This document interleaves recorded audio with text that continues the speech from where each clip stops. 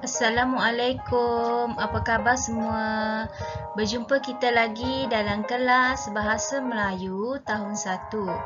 Pada kali ini kita akan melihat unit 9, kita cergas dalam tema 3, pentingnya kebersihan dan kesihatan. Okey, pada pembelajaran kali ini, cikgu akan menunjukkan tutorial buku aktiviti muka surat 57 hingga 62. Murid-murid juga boleh guna buku teks sebagai panduan iaitu muka surat 51 hingga 55. Semua sudah bersedia? Jom kita ke kelas Cikgu Zima. Okey, objektif pembelajaran pada hari ini adalah mendengar, memahami dan memberikan respon terhadap soalan secara lisan. Kemudian membaca dan memahami untuk mendapatkan idea tersirat. Dan membina dan menulis jawapan pemahaman berdasarkan soalan bercapah. Manakala kita akan sentuh sikit 4.1.1 bercerita. Dengan menggunakan gaya bahasa yang indah dalam penggunaan simpulan bahasa. Dan seterusnya 5.1.4 memahami dan mengenal pasti dan menggunakan kata tugas iaitu kata perintah. Kita akan murid akan dapat memberi 2/3 respon kepada soalan yang diberikan dengan bimbingan guru, mengeluarkan 2/3 idea tersurat dengan bimbingan guru dan memahami 3/4 simpulan bahasa, menulis 2/3 ayat berdasarkan bahan bertumpu dengan bimbingan guru. Kita akan melihat aktiviti 1 pada muka surat 57 iaitu sambung dialog, kemudian simulasikan. Kita baca dialog sama-sama ya. Kita hendak bermain apa? Kawannya jawab, kita hendak bermain ketinting. Kita hendak bermain di mana? Kita hendak bermain. Ini adalah simbol warna yang mana awak perlu lengkapkan jawapan awak. Kita lihat dulu gambar yang ketiga. Adakah kamu seronok bermain ketinting? Ya. Kemudian gambar yang keempat. Mengapakah kamu seronok? Saya seronok. Kita akan lihat gambarnya. Jawapannya. Kami seronok. Pilihan jawapan yang kedua, di padang sana. Dan yang ketiga, kerana dapat seimbangkan badan. Jadi cikgu nak kamu isikan jawapannya dengan pilihan jawapan mengikut kod warna yang telah disediakan. Kemudian kita akan lihat. Kita akan melihat aktiviti 2. Kamu boleh lihat juga dalam buku aktiviti kamu muka surat 58 yang mana kita akan baca teks, kemudian kita akan lekatkan jadual dengan isi tersirat. Kita baca dulu. Mimi dan Momo berjoging. Mereka berjoging di taman. Udara di taman nyaman. Kemudian badan Mimi dan Momo berpeluh. Mereka membawa bekalan air. Selepas berjoging, mereka minum air. Mimi dan Momo gembira setelah berjoging. Mereka tidak mudah letih. Ini berjoging di taman, cikgu garis ya. Lengkapkan jadual. Macam mana kita nak lengkapkan jadual dengan idea tersirat ni? Maksud idea tersirat ni adalah idea yang kamu nyatakan, yang kamu fikirkan sendiri, yang boleh kamu kaitkan dengan petikan yang kamu baca tadi. Okey, bila idea tersirat kamu boleh kaitkan. Cikgu bagi contoh Okey, mereka berjoging di taman. Ni ada perkataan mereka berjoging di taman. Ini adalah perbuatan Mimi dan Momo yang mana kita kenali dia sebagai isi tersurat yang ada dalam petikan. Manakala idea tersirat ni kita kena nyatakan dia berjoging di mana. Okey, tempat mereka berjoging. Okey. Okey, di mana tempat mereka berjoging? Berdekatan dengan rumahnya. Ada tak nyatakan dalam perenggan yang pertama dengan gambar yang pertama ni? Tak ada kan? Bila tak ada, itu adalah isi tersirat. Okey, berdekatan dengan rumahnya kamu akan salin pada ruangan kosong kat sini. Okey, kemudian kita nak lihat isi tersirat yang kedua. Okey, selepas berjoging mereka minum air. Mereka minum kerana dapat menggantikan air dalam badan. Kenapa cikgu cakap dapat menggantikan air dalam badan? Sebab dalam petikan ni ada menyatakan badan Mimi dan Momo berpeluh. Mereka bawa bekalan air untuk minum. Bila badan kita berpeluh, okey, air banyak keluar daripada badan yang kita kenali sebagai peluh. Jadi kita kena gantikan balik air tadi dalam badan kita dengan kita minum air selepas berjoging. Okey, kita tengok isi tersirat yang ketiga, iaitu dapat memberikan mereka kesihatan yang baik. Okey, mereka tidak mudah letih kerana apa? Amalan berjoging mereka dapat memberikan mereka kesihatan yang baik. Jadi cikgu dah bantu awak, dah bimbing awak untuk melekatkan isi tersirat dalam jadual. Nanti kamu boleh tulis isi tersirat ni dalam ruangan yang telah disediakan. Okey, kita akan pergi kepada aktiviti seterusnya. Okey, seterusnya kita akan pergi kepada aktiviti yang ketiga, iaitu kita akan baca teks kemudian tulis jawapan. Okey, kita baca teks. Rizal tidur awal pada setiap malam. Dia bangun awal pada setiap pagi. Setelah bangun, Rizal bersenam. Selepas bersenam, Rizal mandi dan bersarapan. Rizal berasa cergas. Dia bersemangat untuk pergi ke sekolah. Pada waktu petang, Rizal dan kawan-kawannya bermain bola sepak. Mereka bermain bola sepak di padang. Okey, kita nak jawab soalannya. Apa sebab Rizal tidur awal? Okey, sebab apa dia tidur awal? Okey, Rizal tidur awal supaya dia bangun awal pada setiap pagi. Tengok kod warna merah dengan garisan warna merah. Okey. Kemudian soalan yang kedua, mengapakah Rizal bersemangat untuk ke sekolah?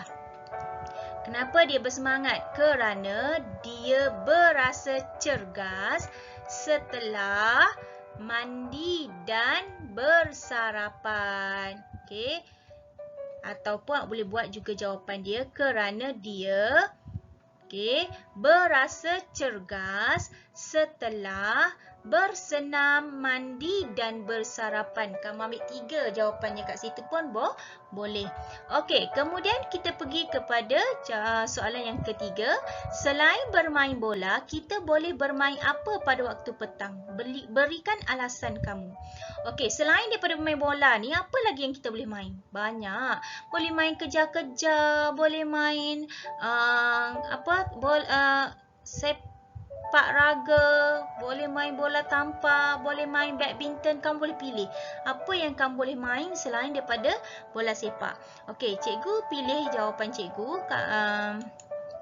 badminton. Okey, kenapa cikgu bagi badminton? Alasan cikgu adalah kerana bermain badminton juga dapat keluarkan peluh, dapat mengeluarkan peluh jugalah. Jadi kamu boleh guna, boleh guna kerana bermain, kerana bermain badminton juga. Cikgu padam sini sikit. Okey, kerana bermain dapat mengeluarkan peluh. Yang ni kamu boleh tukar. Kamu nak main apa? Bola sepak ke, sepak raga ke, kamu boleh tukar selain pada badminton. Okey, yang lain ni kamu boleh ambil ayat cikgu lah. Okey, faham? Okey, kita pergi kepada aktiviti 4. Okey, aktiviti 4 ini adalah baca teks kemudian tulis jawapan. Yang ni kita nak melihat sedikit tentang simpulan bahasa. Okey, simpulan bahasa. Okey, putus asa. Okey, ini adalah sebahagian simpulan bahasa dan dalam buku teks kamu pun ada juga. Okey, yang ni kita nak isi tempat kosong. Okey, ada 5 simpulan bahasa yang mana putus asa. Yang mana putus asa ni maksudnya tidak menaruh harapan akan berjaya. Kita dah putus asa dah.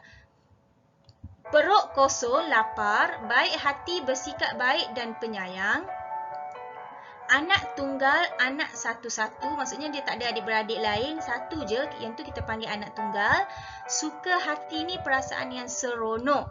Okey, kita akan baca petikan dan kita akan isi. Okey, Puan Alia ada apa?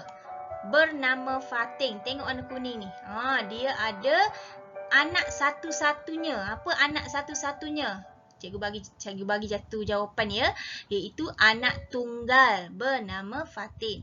Puan Alia ibu yang apa? Okey, ibu yang apa? Bersikap baik dan penyayang. Apa ibunya? Okey. Kemudian dia hendak mengajar Fatin berenang. Okey, sebelum berenang, Fatin mesti makan. Kita tidak boleh berenang dengan apa? Warna hijau. Lapar. Dengan lapar. Apa simpulan bahasanya? Okey. Kata Puan Alia. Baik Mama, kata Fatin. Setelah berlatih beberapa kali, Fatin masih tidak dapat membuat ampungan air. Cuba lagi Fatin. Jangan tidak menaruh harapan akan berjaya. Jangan apa? Kata Puan Alia. Tengok yang warna biru. Okey. Fatin berusaha dengan bersungguh-sungguh. Akhirnya, Fatin berjaya berenang. Dia seronok. Apa seronok? Okey, lengkapkan dengan simpulan bahasa. Okey, cikgu dah letak kod warna jadi senang untuk kamu masukkan simpulan bahasa. Masukkan simpulan bahasa ya, bukan masukkan jawapan yang maknanya. Tidak, masukkan simpulan bahasa yang cikgu dah gariskan. Okey, kemudian kita pergi kepada aktiviti yang terakhir, iaitu aktiviti yang ke-5.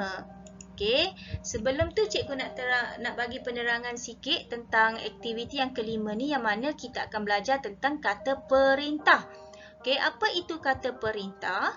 Kata perintah ialah kata yang digunakan untuk menyuruh, meminta, melarang atau mempersilakan seseorang berbuat sesuatu. Contoh kata perintah ialah harap, jangan, jemput, minta, sila, tolong dan usah. Contoh cikgu bagi ya. Jemputlah datang ke rumah saya. Okey. Harap kamu semua bersedia untuk menjawab peperiksaan. Okey. Tolong saya buang sampah. Okey. Faham kita akan lihat kepada aktiviti yang ke-5. Bina ayat berdasarkan gambar dan kata perintah. Okey, ini adalah latihan dalam buku jilid 1 aktiviti kamu, yang mana muka suratnya adalah muka surat 62. Okey, harap. Okey, cikgu dah bulat perkataan harap. Harap ni adalah kata perintah. Okey, ditunjuk kat telinga ni. Harap dengar dengan teliti. Okey, yang ni sila. Sila. Ada gambar ni apa ni? Gambar ni menunjukkan tengah beratur kan? Okey, beratur. Cikgu bulatkan dengan hijau ni beratur. Okey, gambar yang ketiga perkataan tolong. Okey, tolong ni, okey, kamu tengok cikgu bulatkan dengan warna biru. Ini adalah gelung rotan. Okey, gelung. Okey.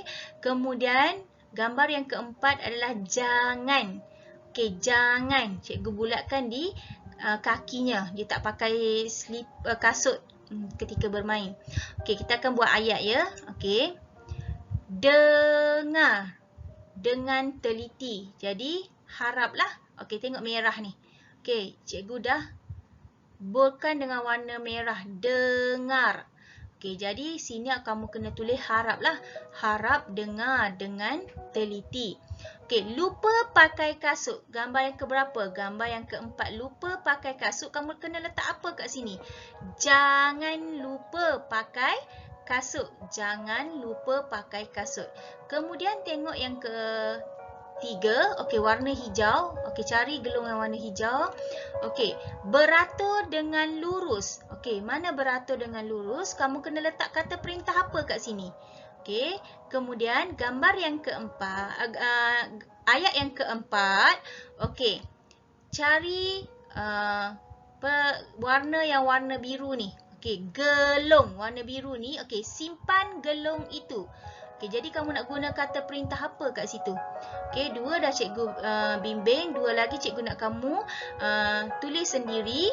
Okey, jadi bila kamu dah lekapkan dengan kata perintah, okey, harap, sila, pasal apa kat sini 2 ni, kemudian ayat ini kamu pindahkan dalam ruangan jawapan dalam buku aktiviti kamu. Okey, jadikan dia satu ayat. Okey, cikgu harap dapat membantu kamu. Kemudian apabila kata perintah sudah dikenal pasti, okey, macam cikgu terangkan tadi, murid perlu tulis ayat penuh pada ruangan yang disediakan dalam buku. Okey, rumusan pembelajaran hari ini adalah memberi respon melalui dialog, mengenal pasti idea tersirat berdasarkan bahan, memahami penggunaan simpulan bahasa, membina ayat berdasarkan frasa dan gambar. Selamat belajar anak-anak. Semoga apa yang kita belajar hari ini diberkati. Amin. Jumpa lagi dalam kelas yang akan datang. Bye-bye. Terima kasih semua.